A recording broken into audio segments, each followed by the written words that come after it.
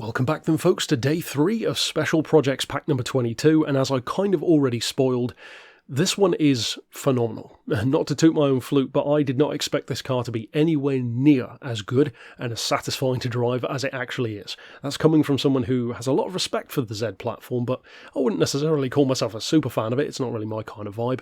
But boy, is this thing incredible around the track, and to be honest, I could totally see them adding a Group 4, maybe even a Group 3 version of the Z in future, probably not in GT7, but maybe in GT8, and if you think about it, it kind of makes sense. The Z platform has this newer facelift version, the R35 is now going away after a great run.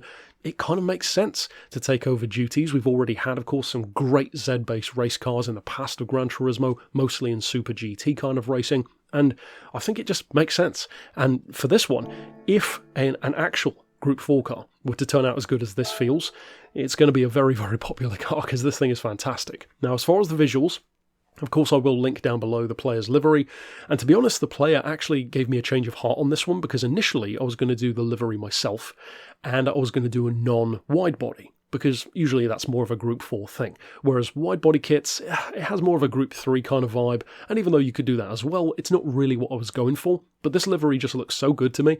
I love stuff like the blanked out rear window, I love touches like that I thought, you know what, let's just go for it. Let's go for a wide body. So technically, if you want to, and naturally you will have a slight difference on points if you do a non-wide body version with a different livery, because you could just copy everything else I've done instead. So of course I'll leave that down to you. In terms of points, I wanted it to feel believable, so I looked at the other Group 4 cars. I didn't want it to be too light or too heavy, overly powerful or too underpowered, so what I ended up with is 1340 and 385 horses. And as it turns out, the point level is about perfect. 659 is pretty believable for a car like that. Plus I called it the concept, because then it gives us a little bit of leeway in terms of me making it maybe a little bit too quick. So you'll have to wait and see. You could always restrict it more if you do want to make it even more of a challenge. Now, as far as the parts, we've got the Stage 1 weight. Of course, the sports hards are on there anyway. As far as the club sports stuff, Stage 2 weight with the power restrictor and ballast. For the semi-racing stuff, we've got the ECU, the diff, of course, body rigidity, and Stage 3 weight as well. For the racing stuff, I fitted the anti-lag, because of course it's a turbo-aspirated car, but you don't necessarily need to. I'm not actually using it, I just had it so in kind of a traction control or torque split kind of sense, you could adjust it as and when you need to. Not quite while you're driving, but you know what I mean. But you don't necessarily have to do that, and you will notice a difference in fuel economy if you do. We've got the racing silencer. Surprisingly, I don't have stuff like the filter, which I usually would have done, and it's because we've already restricted the car so much to get to like proper Group 4 sort of numbers. I didn't want to have it all the way down to like a 70% restriction. And of course we'll get further into that in a second. We've got the racing pads and discs, the clutch and flywheel, suspension and transmission, of course being a racing build, the racing hards. And for the extreme stuff we've gone for the steering angle adapter and the hydraulic handbrake. You don't necessarily have to do the handbrake, of course that is more of a drift thing, I just did it for manoeuvrability. And the steering angle, of course, for the extra turn-in. And as far as the ultimate section, I actually have gone for the carbon prop for a change, because I thought, why not? Just for a bit of fun. You can kind of always do that anyway, and I'm sure many of you do. So as far as the actual tuning and the finer points of what I've done to the car, I can't wait to take it out on the track in a second and talk about it more, because it's a mind-blowingly good car. But first, of course, I need to show you what I've done. The ride height looks massive on this car. It looks super high off the ground on paper, but as you can see, it certainly isn't. We've got 102 on the front, 108 on the back, 6 for the anti-roll, 38 and 40 for the dampers, 2.85 on the springs. What initially looks kind of like a more of a drift approach, ironically, and we'll talk about that in a second. But more of a drift-looking approach to the camber with significantly more on the front, 3 degrees on front and then 2 degrees on the back, but it works perfectly for this car.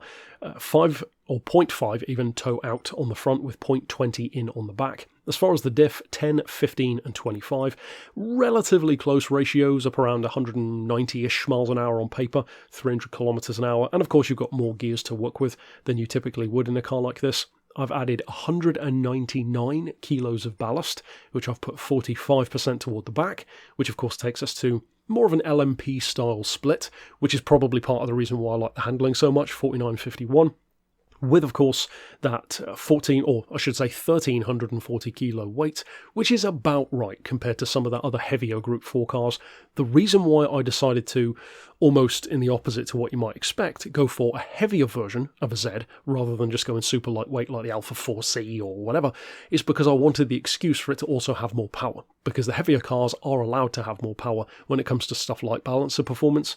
And of course this isn't an actual Group 4 car, but I still wanted it to feel believable. So we've got an 85% power restriction to take it down to 385. As far as downforce, unsurprisingly, I am running that at the highest to give you, of course, the maximum grip and cornering. Like I said, anti-lag is turned off, so you don't necessarily have to have it. And of course, the other bits which we've fitted are all on display. All that remains is to jump out to the circuit and show you what it can actually do. Now, simply put, this is one of the best handling cars I've ever built.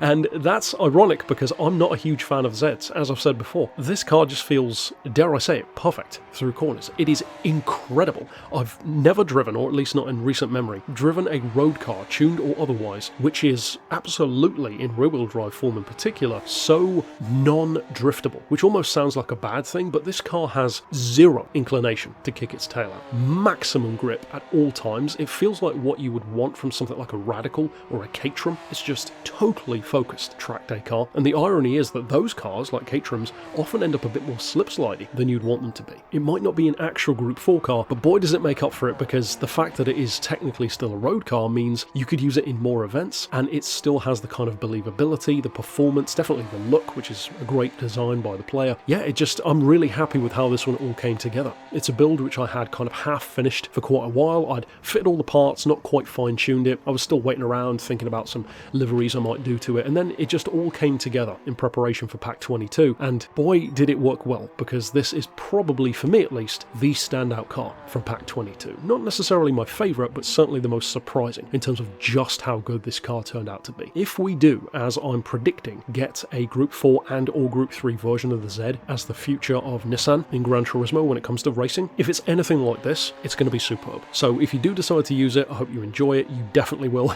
and of course get plenty of use out of it, which you definitely can, and stick around for the rest of the builds this week, as well as checking out the ones which I've already done if you missed them. For now though, thanks for watching.